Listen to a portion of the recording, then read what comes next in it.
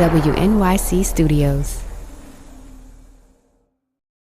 Donald Trump made many, many pronouncements on the campaign trail, one of which was this. We're going to cancel the Paris Climate Agreement and stop. Unbelievable. And stop all payments of the United States tax dollars to UN global warming programs.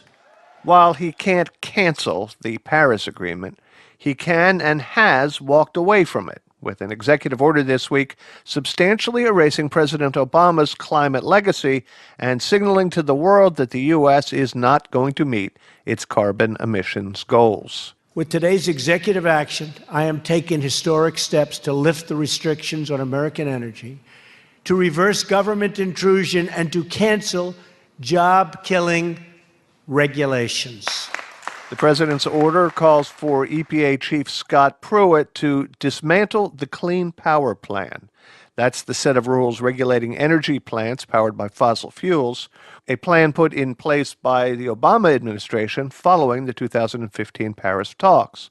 Even with the plan in place, we were going to have a hard time meeting the Paris goals. Without the plan, forget about it.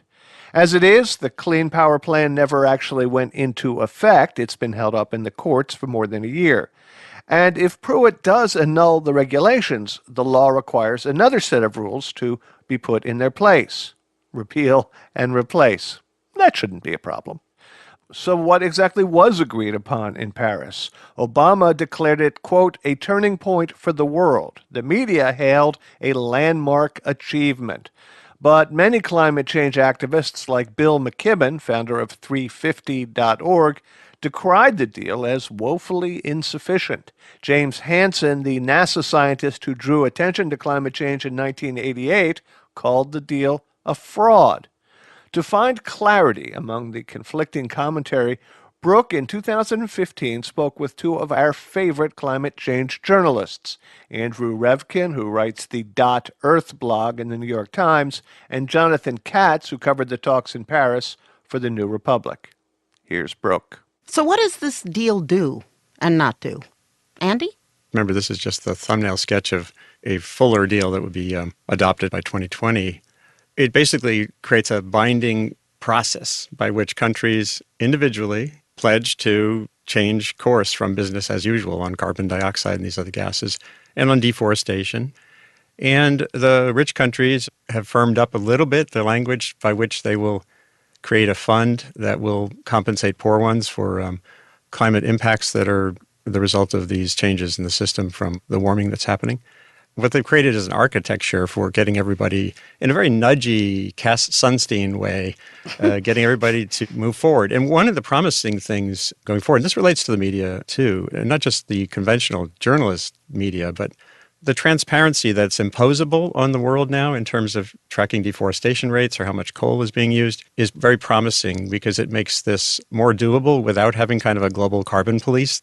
One demonstration of this was that just ahead of these talks, China came out with much more honest numbers for its coal-based emissions. And I think that shows you that it's just getting harder to cheat. Think about Volkswagen. You know, they cheated for 4 or 5 years, but the revelations that led to that came from independent analysis. You know, that's doable on a global scale now more and more, and also with remote sensing satellites in terms of things like deforestation. So there is a promising prospect of having progress without a carbon police. So this deal calls for, or firmly suggests, that 187 countries pledge to cut their emissions to limit global warming to 2 degrees Celsius above pre-industrial levels, which people say is impossible to achieve. So is this purely symbolic? This is something that people were talking about a lot. The problem was we're already on track to go past that based on the emissions that have already been admitted. And when you add up the individual countries' pledges that are the voluntary part of this agreement, we're going to blow right past that really quickly. So what's the point of even having that language? But the main thing that people were saying that was positive was if at the very least we have this as a goal, then countries can at least shame one another, or when they're talking to each other in bilateral negotiations, they can say, hey, look, you agreed to this and we agreed to this, and let's both go for this together. And that maybe in some way, through some kind of international body English, we might be able to lean closer to that target. There are so many fantastical aspects to this whole process. We are not even remotely engaged in the kind of energy push that you would need to decarbonize a world that's still more than 80% dependent on fossil fuels, where the United States, the nuclear power plants that we have are all old and we're not building or designing new ones, where the demand for energy that goes with progress is fundamental and not subject to diplomacy. I wrote a couple of years ago about a knife fight between two families in the Himalayas over firewood. And they need any kind of energy more than they need firewood because they've already just depleted the trees of all the low-hanging branches. So how is this a turning point? Because the process has acknowledged this. It used to be literally a magical thinking process. The Kyoto Protocol was magical thinking. In what way? It had binding targets and tables, but it had all kinds of loopholes. We now acknowledge that we can't solve this the way we thought we could. This was the first time since covering this since 1988 when I saw, not in the treaty diplomacy, but at least in the ancillary announcements, commitments to basic research and development to say we need more science here too. We don't know how to do this. And those were all, like, to me, tweaks in the right direction. Now, one reason the agreement isn't legally binding is because the U.S. got everyone to agree to change the word shall to should, because requiring accountability could allow the Republicans in Congress to kill it. It seems like these climate deniers yield a disproportionate influence over global climate change policy. Jonathan, did this come up in Paris? Yeah, it was really surprising to me. Basically, the head European climate change negotiator from Spain, Miguel Arias-Cañete, gets up and he's answering a question about why this agreement can't actually require cuts to emissions or actually require that the developed countries, the rich countries, pay money that they have said or at least vaguely implied that they would pay to help developing countries and seriously poor countries deal with the effects of climate change. And his answer was Congress, the Senate, and the Republican Party. Big Spanish dude with a white beard who's standing up in front of the room and blaming the Republicans for this. And I have a feeling that to a certain extent that might have been a little bit oversold. U.S. presidential administrations in general don't really need any help not wanting to be bound to international accountability. But nonetheless, the specter of the Republican Party was haunting Europe across this entire conversation. I wrote a piece earlier in the year called No Red and Blue States when it comes to renewable energy progress and even regulating carbon dioxide as a pollutant. This was based on Yale and Utah State study. State by state, they came out with a map of the country's attitudes on putting more federal investment into renewable energy research and also into restricting carbon dioxide from power plants as a pollutant. And there's no red and blue. That whole map that we live by in political reporting goes away when you ask those kinds of questions. By making it all about your views on the severity of global warming, that enables the polarization of an issue where there actually behind the scenes is a lot of common thinking. So what about the polls that suggest a large percentage of Americans don't believe in climate change? Those polls, don't get me started. The only poll that matters, both in terms of politics and, how many people are reading these stories that we're all writing, are how salient is global warming to you. The ones that just ask you, what worries you? Pause. Almost everybody fills in that blank with the economy, healthcare, getting my kids to school. And climate change perpetually, since the 80s, has not budged really in its salience. There is something really interesting, though, and you've probably seen the same thing, Andy, is that there is a shift that is going on even in the rhetoric of very senior people in the Republican Party. Comments that Jeb Bush has made about climate change, even comments that people like Charles Koch have made about climate change. There's more of an appreciation that it's real, and they're trying to find other ways to talk about it, basically saying, well, it's not really going to be catastrophic, or yeah, it's real and people are affecting it, but that's not the whole story, or the problems that we're seeing, we're really not going to see until so far down the road that we don't even need to talk about it now. So the upshot for them is still the same, which is basically don't touch the oil industry, but they're starting to have to admit that reality is reality. And I think it's going to be really interesting to see the way that debate changes even over the course of the coming presidential election and after that. So what's the story that isn't getting told here?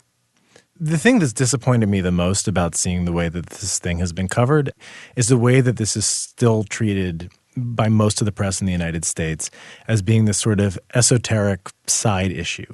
I mean, at the Republican debate in Las Vegas, there wasn't a single question asked on CNN about the Paris talks. The only time that climate change came up at all was for John Kasich of Ohio to make fun of the fact that there was a climate summit at all. He said that it should have been canceled, and basically the 33,000 people who came to Paris to talk about this thing should have all switched expertise and started talking about ISIS instead. And then I think at some point Donald Trump made some kind of weird, dumb joke about it. And that was it.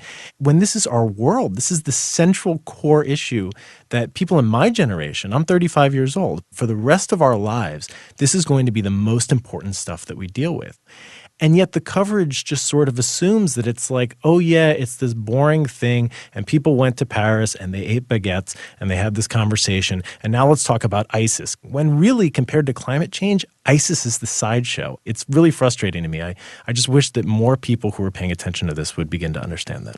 The media still are essentially reflecting how we as a species, H. sapiens, the sapient aspect of us is still largely built around the here and now, meaning things that are local to you. I hope that artists and psychologists and everyone, along with engineers and political science students, is thinking, I have a role to play here, and seeing if there's a way for us to integrate information in ways that give us a longer view of how we act, what we invest in. How can we build a reader who is able to step back and capture the big picture? I don't know. I don't know what the answer is there. You said we have to build a news consumer that can handle this stuff, but that's just not how the business works. I have good news and bad news, and they're the same thing, which is that this is becoming breaking news. This is happening in real time. For instance, I just came back from the Caribbean. I was out there talking to farmers, and the farmers are reeling right now from a really, really bad drought. I was in Cuba a couple weeks before that, and the same thing was happening in Cuba as well. And there's nothing more local. There's no more local news than farmers not being able to grow crops because the weather's changed. You can actually go out to places and you can see the effects on people's day-to-day lives. And the good and bad news for journalists is that that's going to make telling these stories a lot easier, and it's also going to shift the needle in terms of what public opinion is. Well, thank God for that. Jonathan, thank you very much. Thank you. Jonathan Katz covered the talks in Paris for the New Republic.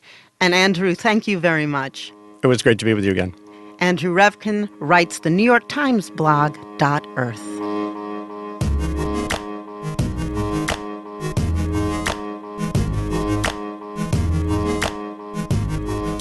Thanks for listening to this On the Media Podcast Extra. Did you sign up for our newsletter yet? If you do it in the next 2 weeks, you will be automatically entered to win one of Brooke's hand-crocheted hats. Go to onthemedia.org and sign up now. And one more thing, On the Media is now available on Spotify. I'm Bob Garfield.